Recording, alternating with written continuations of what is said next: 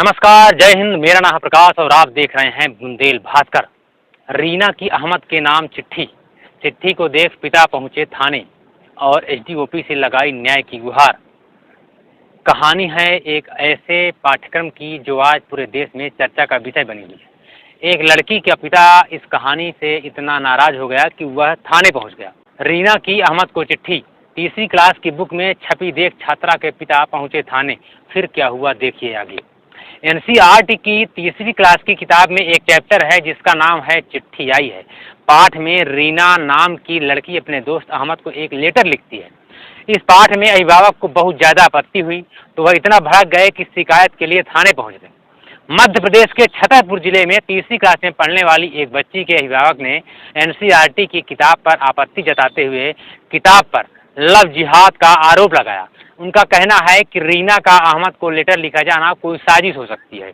उन्होंने इसे लेकर पुलिस में शिकायत दर्ज कराई है। तो आइए जानते हैं कि किताब में क्या है। डॉक्टर राघव पाठक की बेटी एनसीईआरटी बोर्ड के हिंदी मीडियम के तीसरी क्लास की स्टूडेंट है। क्लास 3 के पर्यावरण विषय का अध्याय 17 है जिसमें हेडिंग है चिट्ठी आई है। इसमें रीना नाम की लड़की अपने दोस्त अहमद को छुट्टियों में अगरतला आने को कहती है। पत्र में लिखा है कि अहमद तुम बताओ कैसे हो, हम सब दोस्तों को तुम्हारी याद आती है। अगरतला आने को कहती है और कहती है कि अगरतला कब आओगे। और लास्ट में जो लिखा है बड़ों को प्रणाम तथा लिखा हुआ है कि तुम्हारी रीना। बस यहीं से बवाल शुरू हो जाता है। अब इसी बात से डॉक्टर राघव पाठक को दिक्कत है। उन्होंने इसे लेकर लव जिहाद का आरोप लगाया है। आज तक की खबर के मुताबिक डॉक्टर राघव पाठक ने खजुराहो एसडीओपी को लिखित शिकायत आवेदन दिया है।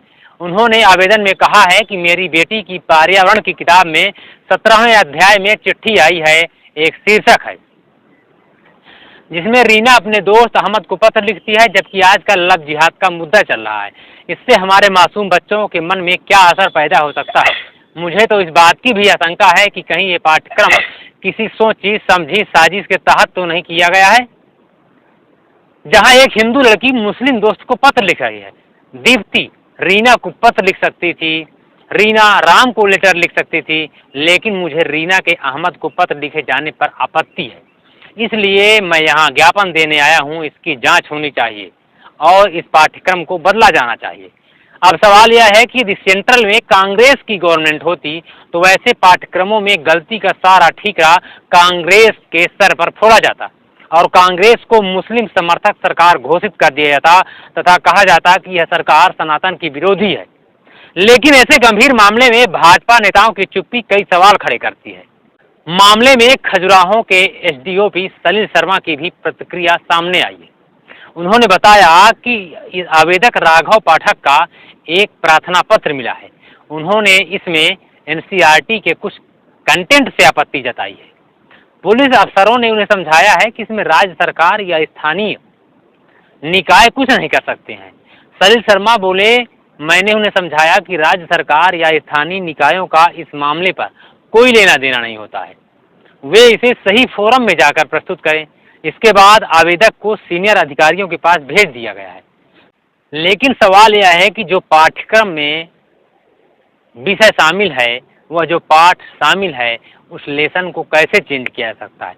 विषय बहुत गंभीर है और बड़ा है। ऐसे में रीना के पिता यानी कि डॉक्टर राघव पाठक कैसे इस विषय को हल कर पाएंगे, क्योंकि शिक्षा विभाग से जुड़ा यह मामला स्टेट सरकार से बाहर का होता है। कहा जाए कि ऐसे पाठ्यक्रम एनसीईआरटी का जो पाठ्यक्रम होता है वह राष्ट्रीय स्तर का होता है। राष्ट्रीय स्तर की कमेटी बैठती हैं और वो कमेटियां निर्धारित करती हैं कि कौन कौन से पाठ्यक्रम शामिल किया जाएंगे और कौन कौन से पाठ्यक्रम में कौन कौन से कंटेंट होंगे। अब सोचने वाली यह बात है कि जहां एक तरफ भाजपा सरकार अपने को सनातन समर्थक कहती है, सनातन का उद्धार करने वाली कहती है, तमाम बड़े बड़े मंचों से छाती ठोक के बात कही जाती है, वहीं इसी सरकार में ऐसे कंटेंट का शामिल होना कई बड़े सवाल पैदा करता है कि आखिर जांच कमेटियों ने इस विषय को गंभीरता से क्यों नहीं जांचा, या जांच कमेटियों में जो लोग बैठे थे वह इस विचारधारा के विरोधी थे और देश में एक ऐसे माहौल को तैयार करना चाहते थे जिससे देश में अराजकता का माहौल पैदा हो। मेरा आपसे रिक्वेस्ट है, निवेदन है और मैं आपसे आग्रह करता हूं कि मेरे कमेंट बॉक्स में जाकर आप अपनी राय जरूर दें। इस विषय पर सरकार को क्या कहना चाहिए और सरकार को क्या निर्णय लेना चाहिए, तथा एक विषय यह है कि डॉक्टर राघव पाठक को इस समस्या से कैसे निजात मिलेगी। यदि आपके पास अपनी कोई राय है तो मेरे कमेंट बॉक्स में ज़रूर शेयर करें।